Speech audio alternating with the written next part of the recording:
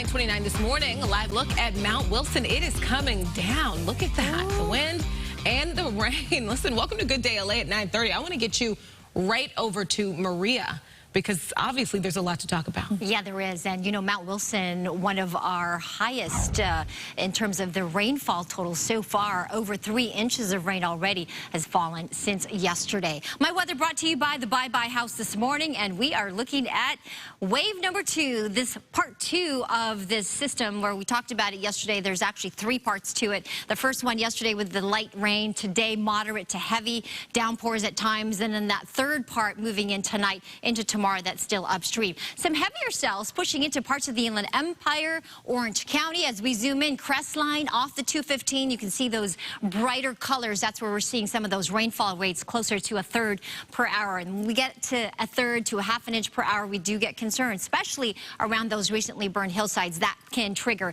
those mud and debris flows as well as some flooding. Big Bear looking at some heavier cells now. Running Springs, a mix of freezing rain and snow at the very tip tops up above 7,000 feet. Out towards South Orange County, Laguna Niguel, Lake Elsinore, some heavier downpours right now through parts of San Clemente. And then up near Ventura County, not as widespread, but we're seeing some heavier cells off that 5 freeway near Santa Clarita, also near Frazier Park, and up towards the Tehachapis. We're looking at some freezing rain and some snow up there as well. There's that cold core of that system still up to the north. As that moves through, that's going to bring our current snow level, which is quite high, that's going to bring it down closer to the 5,000-foot level by early tomorrow morning. I don't think it will impact the Grapevine or that Tejon Pass. It's still going to be just high enough to where it shouldn't impact it. However, you do want to stay alert. But we are looking at some snow for our local resorts. Here is the flood advisory that's still in effect through parts of Orange County, the Inland Empire, because of that heavy rain that's falling right now.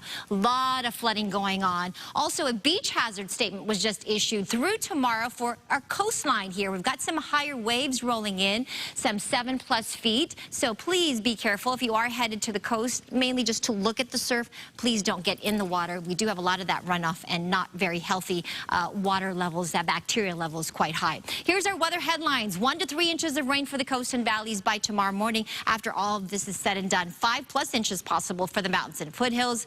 About 1 foot or more of snow up above 6,000 feet in terms of our mountains. And that wind, those wind gusts getting near 50+ miles an hour. Getting those winds out of the south and southwest, 22-mile-per-hour winds in downtown LA, nearly 40-mile-per-hour winds in Palmdale right now. These are sustained, so those wind gusts are much higher, closer to 50, even some isolated areas getting 60+ miles per hour. That's why we're seeing those winter storm watches, wind advisories, hazardous driving conditions out there, especially up into the high country. Right now it's 58 in Simi Valley, 59 in Burbank. You can see the shower activity there, not too bad, but the heavier cells definitely through parts of Orange County, San Bernardino, Apple, Lucerne Valleys, Big Bear, 39 degrees with that precipitation falling. We'll be back. I'll show you the 7-day forecast coming up in just a few moments.